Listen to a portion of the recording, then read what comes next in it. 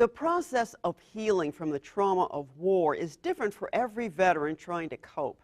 We met a Vietnam veteran whose post-war path taught him just how mighty the pen can be. Welcome to a class on writing from flow. We're going to talk about stories. What is a story? What does that mean? Jay Harden of O'Fallon, Missouri is conducting this writing workshop at the St. Louis Public Library Central Branch. Harden, who lives with post-traumatic stress disorder, wants to help war veterans share their stories. I'm in a veterans therapy group every week, and these guys have these fantastic stories to tell, and they're going to die with them. Their sons and daughters are going to remember some of it, and then it's going to be lost forever. And the rest of the world is going to be the loser because we can't learn anything from their experience. So stories are important to preserve. In December of 1965, Harden was commissioned from the University of Georgia Air Force ROTC program. His major at Georgia was physical geography. That's Harden's late wife, Carolyn, at his side. 6 months later, Second Lieutenant Harden was called to active duty. He trained as a navigator in 3 separate flight schools, then deployed to Southeast Asia in the Strategic Air Command. Captain Harden was part of a close-knit 6-man B-57 bomber crew. Between 1968 and 69, they flew 63 combat missions. This footage was shot during Harden's time in the region. At one point during combat, I realized that I had the power of God. In 45 seconds, the people below me were going to be dead, and they didn't know it, and I knew it. And that began to bother me a lot. And it was not until I was over 60 that a veteran came up to me and said, "I've been always wanting to meet somebody from a B-52 crew." And I said, "Well, why is that?" He says, "Do you realize that you saved my life and the life of all my buddies?" And I had never in 40 years considered that I had done anything positive. After his Vietnam tour, Harden served as a cartographic officer in St. Louis and later as a civilian scientist at the Defense Mapping Agency. He transferred to Washington, D.C. and the Pentagon after Carolyn's death from cancer in 1987. Harden eventually retired from a position in the Office of the Secretary of Defense and returned to the St. Louis area. Over the years, he continued to be haunted by his war experiences. Following his retirement, Harden studied writing and photography as a way to, in his words, bring his life into balance. He learned about a creative writing workshop for veterans and signed up. And I started writing about what was rattling around in my head about the war. It's almost like I trapped the thoughts on paper with black ink inside the white fibers of the paper. And once I do that, I'm able to let it go. And I don't have nightmares about it anymore, and I don't think about it and dream about it anymore. So I kept writing. And then I learned that every year the Veterans Administration, the Department of Veterans Affairs holds a national creative arts festival. It's local, and then the winners locally go on to the national and compete. So I entered it, and I won. It was 2009, and Harden won both locally and nationally for a story about his B-52 entitled My Metal Mama. He presented a dramatic reading of the piece at the National Veterans Creative Arts Festival. For us, Harden read an excerpt from his piece entitled The Mother of All My Letters.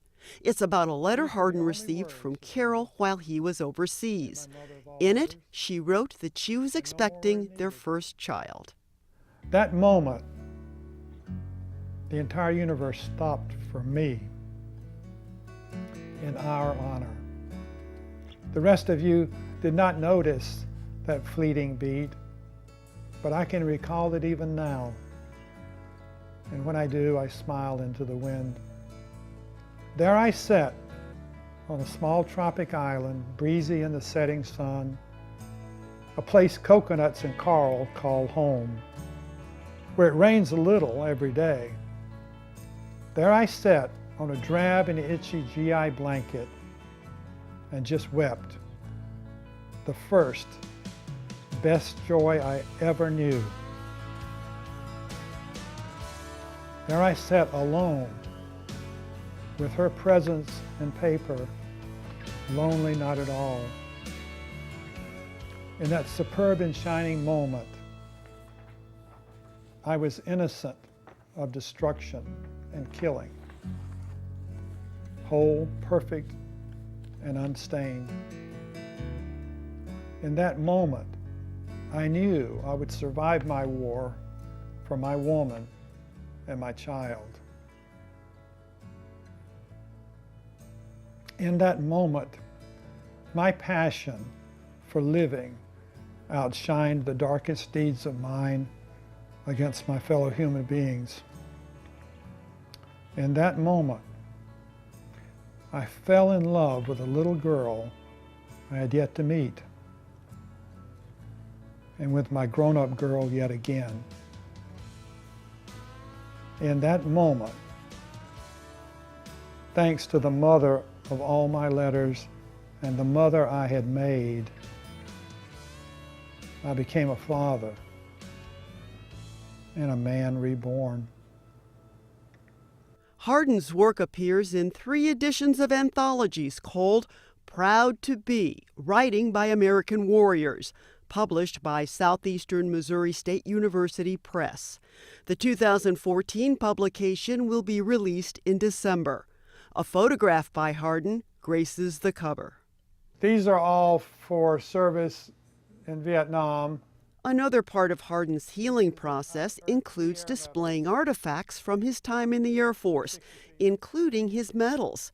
And he has something from his metal mama. This is the original checklist for 50112. I liberated it from the airplane. And was that in the cockpit then, or? It was screwed into the placard in front of my navigator station. This came with the airplane when it was first delivered in 1956. My plane was built in 1956. So this is the actual checklist. Now it's a book about this thick. Harden also took an interest in researching his family tree.